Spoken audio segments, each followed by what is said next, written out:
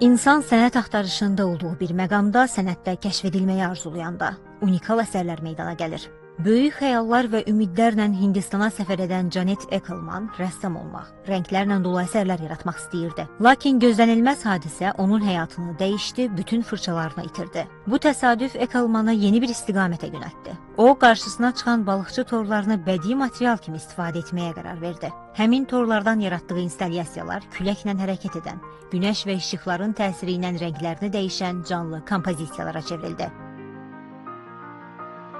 Bugün Janet Eckelmanın rəngarəng, tora bənzər nəhəng fiber instalyasiyaları Singapurdan Londona, Vancouverdən Portuya, Santiagodan New Yorka qədər dünyanın müxtəlif şəhərlərində sərgilənir. O, sənəti muzeylərin və qaleriyaların divarlarından çıxararaq şəhərlərin nəfəs aldığı küçələrə daşıyır. Eckelmanın məqsədi sənəti yalnız baxılan deyil, yaşanılan bir təcrübəyə çevirməkdir. Onun əsərləri şəhərlərin səmasında dalğalanaraq insanlara həm vizual zövq, həm də duyğusal bağ bəxş edir.